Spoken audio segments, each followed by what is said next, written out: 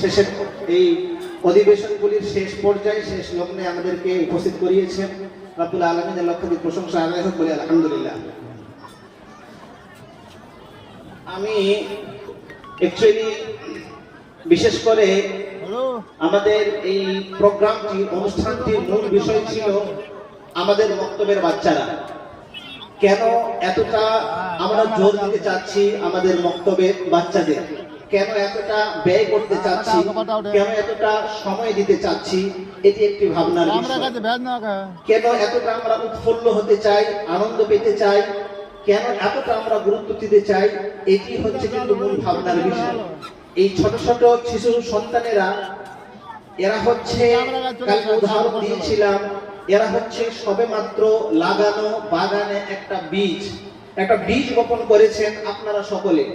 এই বীজ থেকে যে গাছটি হবে সেই গাছটাকে আপনি জ্যান্ত নিতে চান, সতেজ নিতে চান, সুন্দর নিতে চান, ফলে ভরা নিতে চান, ফুলে ভরা নিতে চান, না এটাকে অযত্নে ফেলে রেখে একে শুকিয়ে দিতে চান, একে হারিয়ে দিতে চান, একে নষ্ট করে দিতে চান। যদি এটাকে সতেজ করতে চাই, যদি এটাকে ফুলে ফলে ভরে দিতে চাই, তাহলে অবশ্যই গুরুত্ব দিতে হবে, তাহলে অবশ্যই ভাবতে হবে, তাহলে অবশ্যই পরিশ্রম দিতে হবে। যেই পরিশ্রমটা আমরা আমাদের দিক থেকে আপনাদেরকে বোঝাতে চেয়েছি।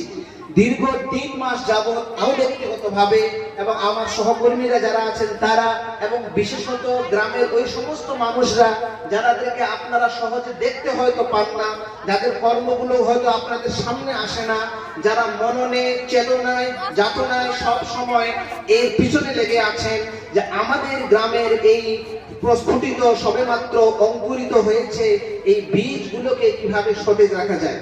প্রিয় মা বোনেরা এবং উপস্থিত ভাইয়েরা, আজকে আলহামদুলিল্লাহ তবুও কিছু পুরুষ মানুষকে আমরা দেখতে চাচ্ছি। বেশিরভাগ সময় আমরা আমাদের দেখতে পাই না। কেন আমরা আমাদের বাচ্চাদের পাশে কেন আসি না? আমরা আমাদের বাচ্চাদের পাশে কি আশা রাখি? এদেরকে আমরা কোন জায়গায় রাখতে চাই? সত্যিকার অর্থে কিন্তু আমরা ভাবতে পারি না, আমরা ভাবি না, আমাদেরকে ভাবতে হবে। আমি যে সময় খুব সংকীর্ণ, একটা উদাহরণ আপনাদেরকে দিয়ে কথাকে এগিয়ে শেষ করতে চাই যে গতকাল আপনারা